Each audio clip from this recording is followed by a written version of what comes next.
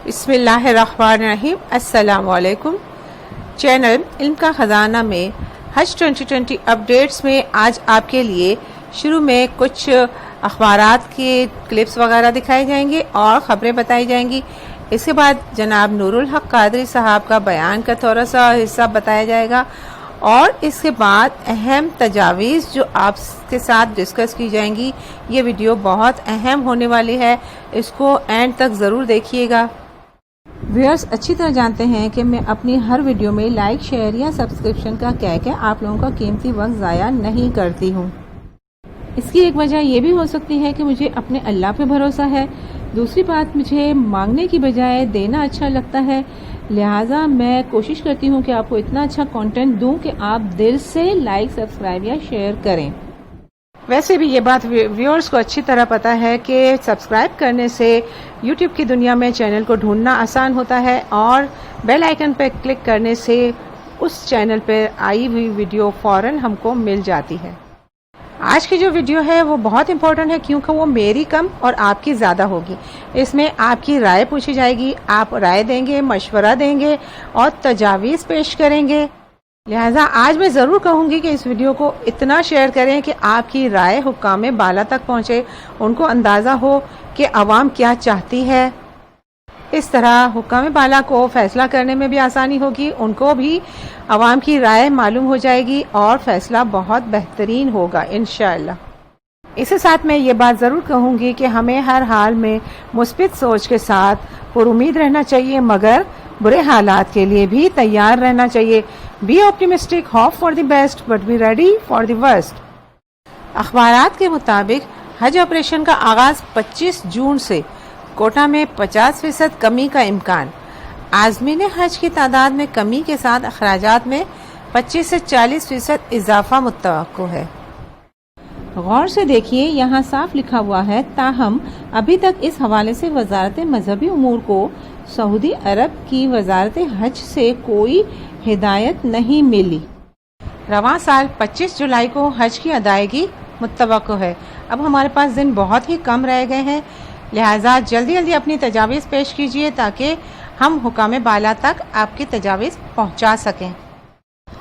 अब दूसरी खबर पे आ जाए। सऊदी अरब का 20% पाकिस्तानियों को हज की इजाज़त देने पर गौर। वफाकी वज़ीर मजहबी उमूर नूरुल हक कादरी साहब ने बताया है कि सऊदी अरब 20% पाकिस्तानी आज़मीन को हज की इजाज़त देने पर गौर कर रही है। सऊदी वजारत मजहबी उमूर ने तजावीज़ फरमा रवा को भिजवा दी हैं। समा से गुफ्तगू करते हुए वफाकी वजीर बराए मजहबी उमूर नूरुल हक कादरी साहब का कहना है कि इस साल महदूद पैमाने पर हज की तजवीज़ ज़ेर गौर है। रवां साल हज का फैसला आइंदा हफ्ते मुत्तवक्को है। सऊदी वजारत ने हज पर तजावीज़ फरमा रवा शाह सलमान को भिजवा दी। उन्होंने कहा कि रवां साल महदूद पैमाने पर हज की तजवीज़ है। सऊदी हुक्काम 20% पाकिस्तानी आज़मीन को हज की इजाज़त देने पर गौर कर रहे हैं। याद रहे, यहाँ भी कोई हतमी फैसला नहीं बताया जा रहा और जिस बात पर गौर किया जा रहा है उसके बारे में बताया जा रहा है। ताहम जैसे ही कोई हतमी फैसला होता है आपको इसी चैनल पर ज़रूर वीडियो मिल जाएगी।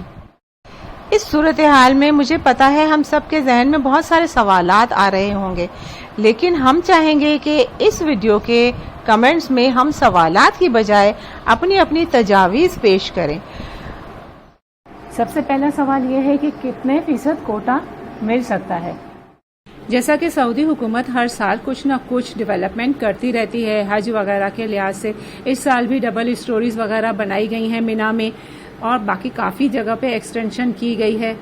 तो इस हिसाब से अगर देखा जाए तो 30 से 40% का कोटा दिया जाए और उसको टाइमिंग शेड्यूल के हिसाब से मेंटेन किया जाए तो ये पॉसिबल हो सकता है। ये टोटली सऊदी हुकूमत का डिसीजन होगा और वो बेहतर समझ सकते हैं क्योंकि उनको वहाँ के सारी सूरत हाल ज़्यादा अच्छी तरह पता है।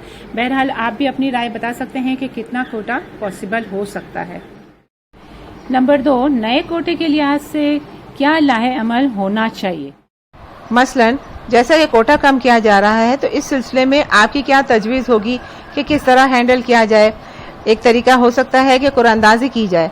دوسرا طریقہ جو مزمل صاحب نے پچھلی ویڈیو میں بتایا کہ ایج وائز سیلیکٹ کیا جائے، یہ بھی بات مجھے اچھی لگی۔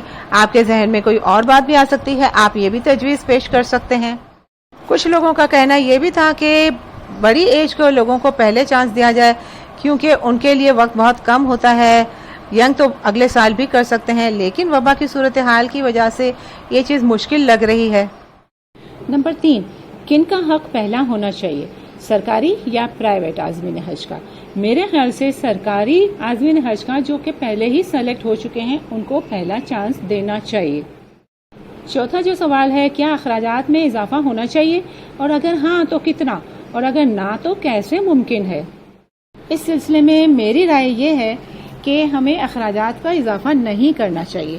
گورنمنٹ نے جو سرکاری اسکیم کے تحت رقم لی ہے اسی میں ہمیں ایڈجسٹ اس طرح سے کرنا چاہیے کہ وہی اخراجات 40 دن کی بجائے تقریباً کم سے کم ڈیوریشن مثلاً 15 دن میں پورے کر لیے جائیں تو یہ پاسبل ہو سکتا ہے۔ آپ اپنی رائے ضرور بتائیں گے کہ کیا کرنا چاہیے، یا اگر میری رائے سے اتفاق کرتے ہیں تو وہ بھی ضرور بتائیے۔ پانچواں جو سوال بنتا ہے وہ یہ ہے کہ حج کا دورانیہ کتنا ہونا چاہیے؟ میری ناچیز رائے کے مطابق کم از کم 15 دن کا دورانیہ ہونا چاہیے، جس میں 8 دن مدینہ شریف میں تاکہ 8 دن کی جو 40 رکعتیں ہیں وہ پوری ہو سکیں، اور 1 ہفتہ مکہ شریف میں جس میں پہلے عمرہ ہوگا اور پھر 5 دن جو حج کے ہوں گے وہ پورے ہو سکیں۔ اس طرح سے، اور پھر اس کو اس طرح شیڈول کیا جائے کہ آدھے عازمین کو پہلے مدینہ میں 8 دن رکھا جائے اور پھر مکہ میں حج کے دوران بھیجا جائے، اور باقی آدھوں کو پہلے ہی مکہ میں بھیجا جائے اور ان کو حج کے بعد مدینہ میں 8 دن کے لیے بھیجا جائے۔ اس طرح مدینہ میں تو ہجوم کو بالکل آدھے سے آدھا کیا جا سکتا ہے۔ ہاں البتہ مکہ کے 5 دن جو مشاعر کے ہوتے ہیں اس میں سب اکٹھے ہوتے ہیں، اس کو بھی شیڈول بنا کے ایسا سیٹ کیا جائے کہ کوئی بھی اپنی مرضی سے جب چاہے نہ نکل جائے اور وہ اپنے شیڈول کے حساب سے ہی نکلے، تو بہت زیادہ حد تک اس ہجوم کو مینٹین کیا جا سکتا ہے۔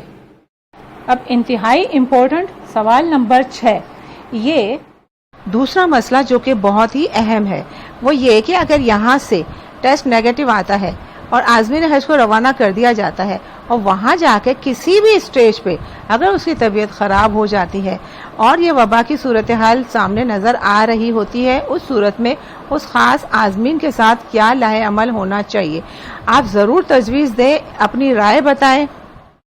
اس سلسلے میں میری رائے یہ ہے کہ ہونا یہ چاہیے کہ جس طرح عام جب حج ہوتا تھا اور کسی کی طبیعت خراب ہو جاتی تھی تو اس کو ایمبولینس میں بھی اس کے حج کے ارکان پورے کروائے جاتے تھے، لہٰذا اس صورت میں بھی ایسا ہی ہونا چاہیے۔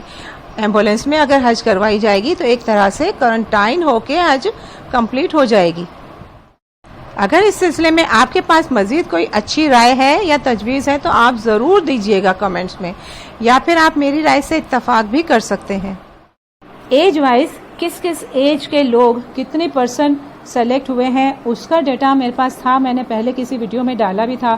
اگر مجھے وہ مل جاتا ہے ڈیٹا تو میں آپ کو ضرور شیئر کرتی ہوں انشاءاللہ۔